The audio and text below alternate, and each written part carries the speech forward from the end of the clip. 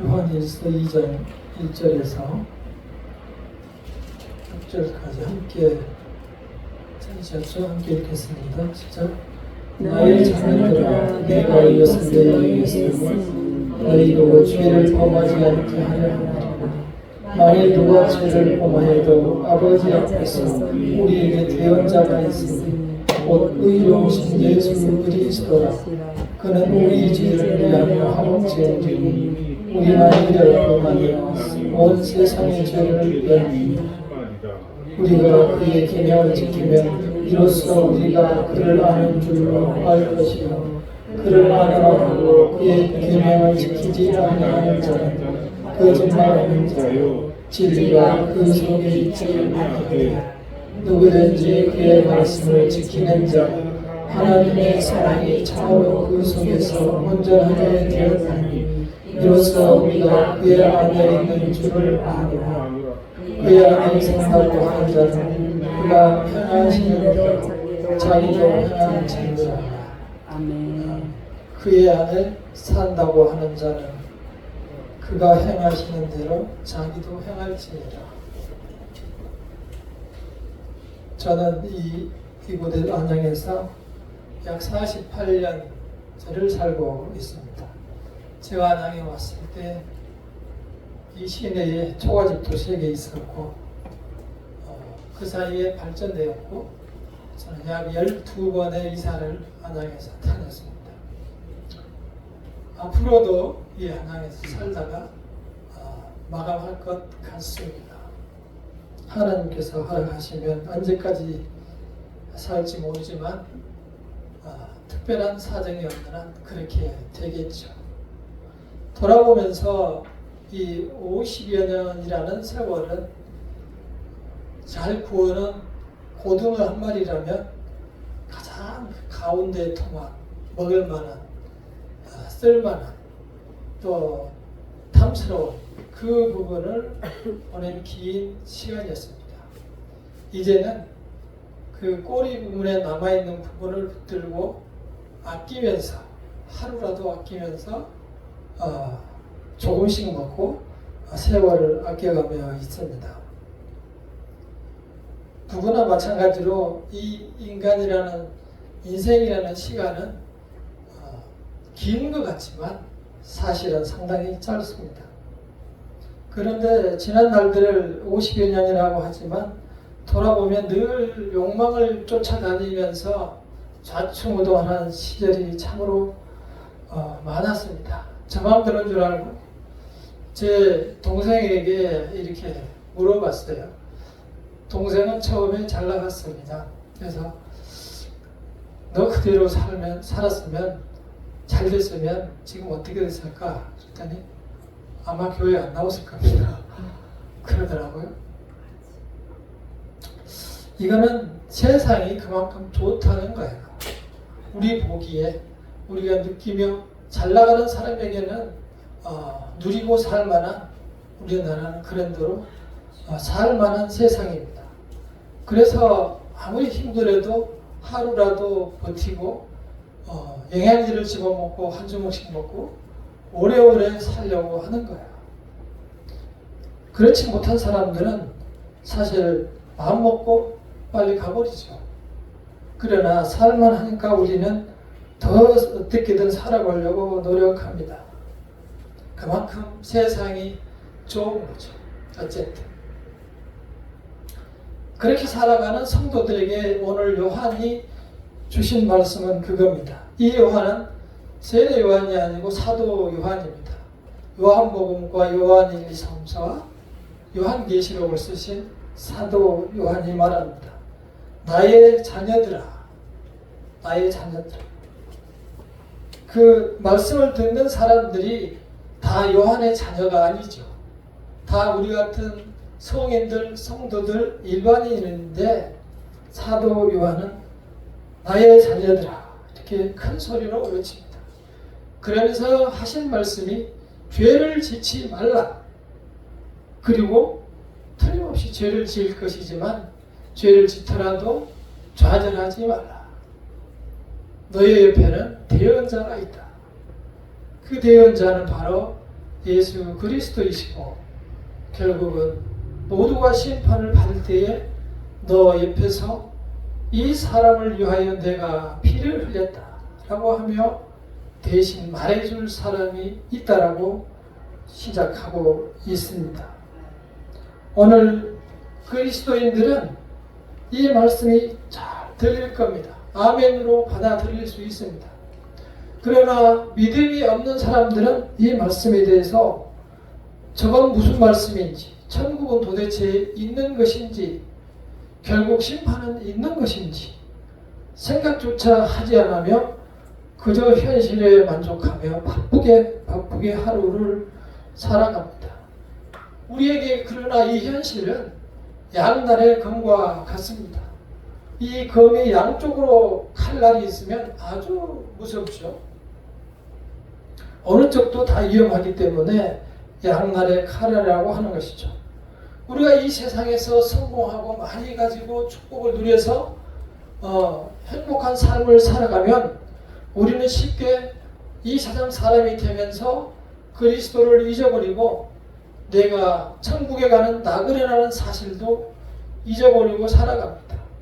그리고 이 세상의 부족한 것에 대해서 늘 원망하며 그것을 찾으러 온 인생과 온 마음과 몸을 다 바쳐서 몸이 부서지도록 일하며 살아가게 되어 있습니다. 그렇게 세상 육체의 욕망에 빠지게 되면 그 속에서 내 자신도 나를 구원하지 못합니다. 그래서 몸이 망가지고 영혼이 망가지고 결국 지옥을 가게 되는 겁니다.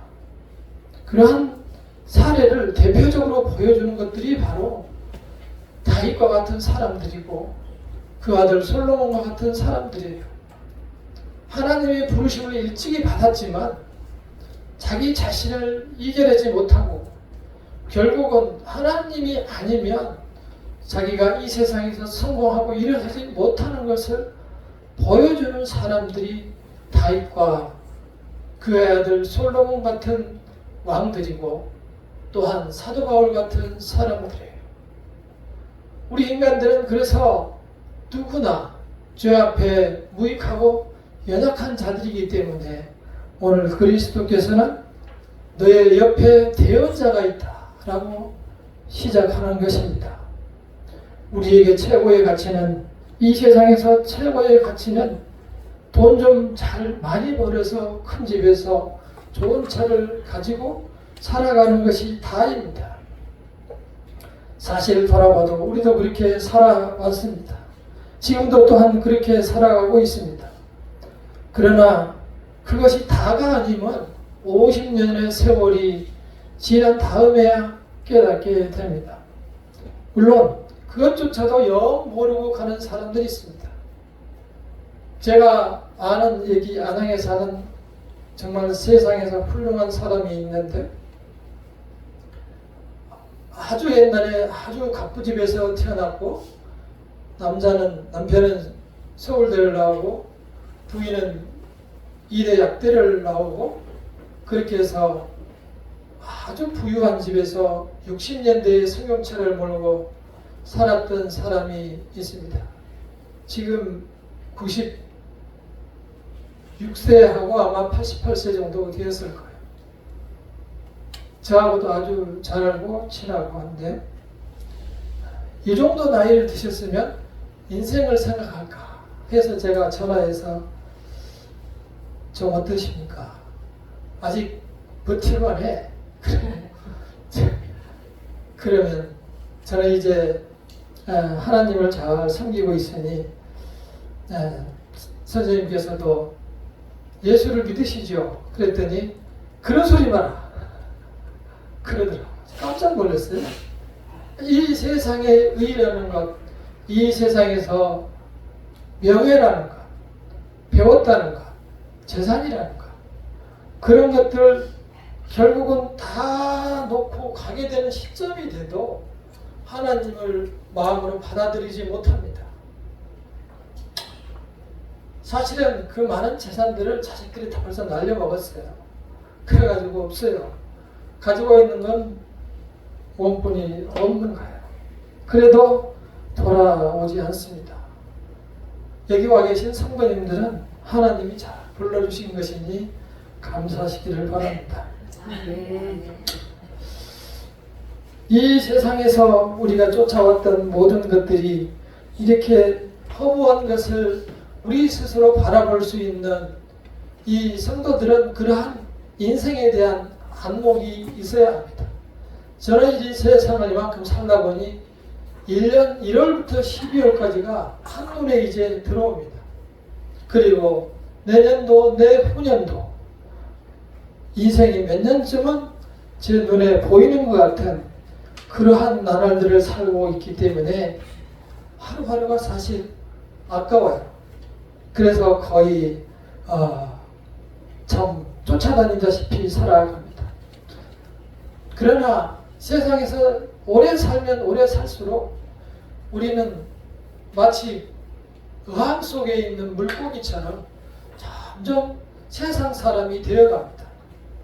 어항 속에 있는 물고기는 어항이 전부인 줄 알고 밖에 있는 세상에 나가면 죽는 줄 알고 밖에는 다른 세상이 있는 것을 전혀 알지 못합니다. 그래서 이제 그렇게 살아가는 주변 사람들을 보며 사도 요한이 말합니다. 1장 5절을 함께 읽어보겠습니다. 시작. 우리가 그에게서 듣고 너희에게 전하는 소식은 이것이니 곧 하나님은 빛이시라. 그에게는 어둠이 조금도 없으시다 하는 것이니라. 이 말씀이 아멘인 사람과 아닌 사람이 있습니다. 지금 사도 요한은 그에게서 들었다. 그리고 나는 그 소식을 전한다. 이렇게 말합니다. 사도 요한이 그에게서 들었다고 하는 것은 예수 그리스도를 말합니다. 이 사도 요한은 예수님을 옆에서 보신 분이에요. 쫓아다니면서 직접 듣고 그 기적을 보고 또한 자기도 직접 기적을 행한 사람이에요. 그러니까 자기가 본 사람이 맞아요. 예수님을 본 사람을 우리는 사도라고 말합니다. 그 12 제자들 중에 들지 않았는데 사도라고 하는 사람이 딱 한 명 있습니다. 누구시죠? 사도 바울입니다. 제자가 아니었지만 사도 바울은 나중에 따로 예수님을 만났기 때문에 사도라고 했습니다. 사도 바울은 예수님을 보았는데 무엇을 보았다는 것일까요?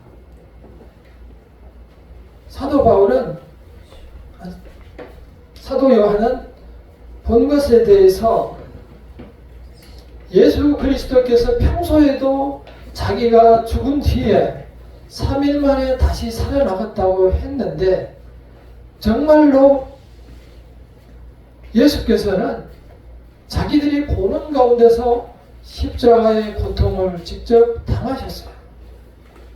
정말 그 밑에서 이럴 수가 없는데 하면서 눈물을 흘려가며 그 예수님의 십자가를 바라보았어요. 그래서 큰 절망에 빠졌습니다. 그러한 절망의 시간이 3일도 되기 전에 예수께서는 정말 말씀하신 대로 다시 살아나셨어요. 그리고 자기들 앞에 나타나셨어요. 우리처럼 사람으로 나타났어요. 깜짝 놀랐습니다. 사실 이 말씀은 매우 힘 있는 보고 증언하는 그러한 말씀인 거예요.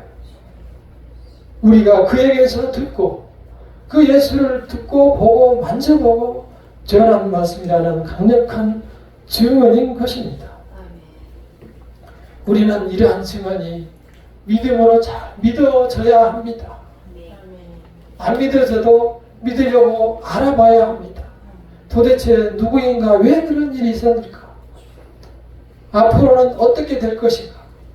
성경도 찾아보고 질문도 하고 우리의 인생의 질문이 되어야 합니다. 믿음이 있다고 하며 때로 아멘 하기도 하지만 이러한 믿음을 갖기가 참 어려워요. 우리는 보지를 못했잖아요. 제자들은 다 봤어요. 이런 얘기가 있죠. 저는 딱 이 이야기 속에서 한번 본 것 같아요. 할머니와 할아버지가 계셨는데 심장마비로 이제 할아버지가 먼저 돌아가셨어요. 의사가 와서 진단을 해보고 운명하셨습니다. 그러니까 직원들이 와서 그 이제 시체를 갖다가 덜컹덜컹하면서 끌고 가서 안치실 옆에다가 갖다 놨는데 그 순간 덜컹덜컹하고 실어갔더니 그 할아버지가 관에 넣어놨었는데 툭툭 뚫으면서 이렇게 살아난 거예요. 나 살아났다고 의사한테 좀 얘기해달라고 그랬어요. 그랬더니 그 할머니가 하는 말이 뭐였죠? 아, 의사가 죽었다잖아, 이 양반아. 그 사람 외에는 지금까지 사는 사람 얘기를 들어본 적이 없어요. 그렇지만 하나님께서 믿음을 주셔서 이렇게 그리스도께서 3일 만에 우리 죄를 위하여 부활하셨다는 사실을 믿게 해주셔서 다시 이렇게 증인이 되었습니다.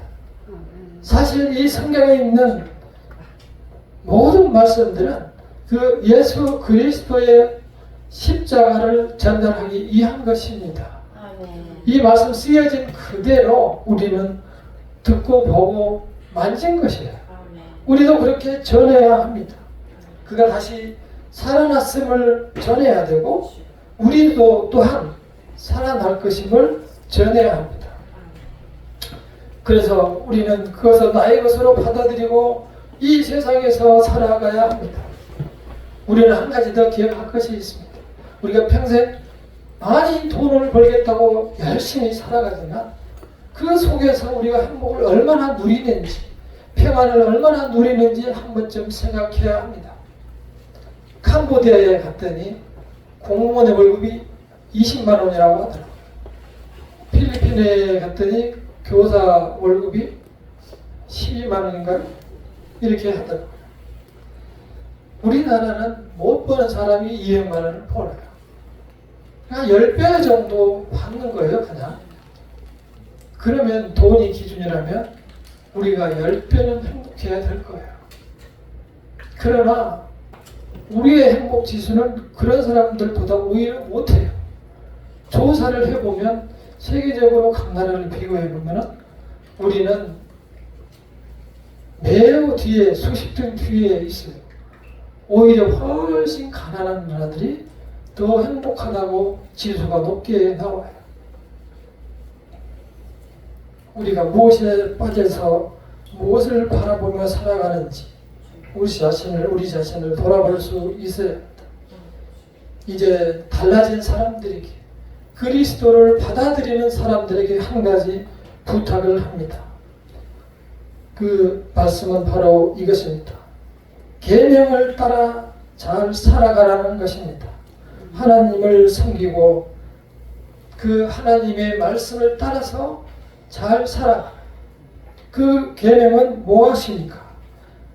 요한복음 13장 34절을 읽어드리겠습니다. 새 계명을 너희에게 주노니 서로 사랑하라. 내가 너희를 사랑하는 것 같이 너희도 서로 사랑하라. 너희가 서로 사랑하면 이로써 모든 사람이 너희가 네 제자인 줄 알리라. 새 계명을 주노니 서로 사랑하라. 지금까지의 모든 율법과 모든 법들은 그리스도의 사랑으로 완전히 다 해제되었습니다. 인간이 어차피 지키지 못하는 것을 보아왔고 영원히 지키지 못할 것을 알지만 하나님께서는 그것을 바라보고 그래도 쫓아오라고 율법을 주신 거예요. 그러나 지키는 사람은 한 명도 없었어요. 모두가 세상에 더욱더 충성하며 세상법을 따라서 살아가며 거기에서 행복을 누리며 거기에서 인생의 만족을 누리며 살아가는 것이 인생이었습니다. 그래서 직접 보여준 것이 십자가의 사랑입니다. 그러면서 내가 남을 사랑하되 내가 너희를 사랑한 것 같이 사랑하라. 오로지 대가 없이 헌신적으로 사랑하는 그 사랑을 본받아서 살아가라는 것입니다. 우리는 이 말씀을 기억하고 애써 이 말씀을 실천하며 살아갈 수 있어야 합니다. 세상이 너무 좋으니 기쁜 일만 찾아가고 설교도 재미있는 설교만 찾아가고 그것으로 만족을 누리려고 하지만 그것은 육신의 욕망이라는 사실을 아셔야 합니다. 성경 말씀에 항상 기뻐하라, 쉬지 말고 기도하라, 범사에 감사하라 라고 쓰여 있습니다. 그러나 그 말씀이 잘못됐다는 것이 아니고 그 기쁨이 무슨 기쁨인지를 아셔야 합니다. 그때 아이들이 태어난 모습을 저는 봤어요. 산모가 아이를 태어날 때 10달간 고생한 것을 둘째치고 아이를 낳을 때 몹시 힘든 그 고통을 특히 이렇게 제왕절개를 해서 수술할 때 보면은 이루 말할 수가 없어요. 사흘째 정도 되면은 그 아픈 배를 잡고 아이에 있는 신생아실로 가서 아이를 봅니다. 그 아이를 보며 눈물을 흘리기도 하면서 기쁨을 누립니다. 그것이 성경에 나와 있는 이 기쁘게 살아가라는 뜻입니다. 성도들의 기쁨은 기뻐하라 하는 것은 그리스도의 십자가를 통해서 얻은 기쁨이기 때문에 대가가 있는 기쁨이라는 사실을 기억하셔야 해요. 그 십자가를 기억하며 그 어머니를 기억하며 우리는 이 기쁨을 누릴 수 있어야 합니다. 대가를 생각하는 기쁨, 그 기쁨을 가질 때 우리는 매사에 감사할 수 있는 것입니다. 그리스도께서 우리를 향해 보내주신 그 소중하고 진실되고 고귀한 사랑을 마음속에 새기고 그 사랑을 따라서 이 세상을 살아가면 끝내 내 자신이 행복을 누리게 되는 것입니다. 묘한 논리이기도 합니다. 그로부터 우리는 남들이 모르는 행복과 기쁨을 내 속에 선물로 간직하며 살아가게 되는 거예요. 남들은 그 속마음을 알 수가 없어요. 그리스도를 간직하며 살아가는 그 마음을 몰라요. 나를 괴롭히고 힘들게 하는 사람들과 멀리하며 살아가면 돼요. 우리는 그 마음을 잊어버리거나 놓치시면 안 됩니다. 이 세상에서 그리스도께서 주신 그 기쁨을 나의 기쁨으로 간직하며 살아가고 그 기쁨에 감사하여 사랑을 나누며 살아가는 사람이 될 때 이 세상에서 행복을 누리게 된다는 사실을 기억하시고 그 기쁨이 참된 기쁨이 되고 나의 기쁨이 될 수 있기를 간절히 축원합니다. 기도하겠습니다.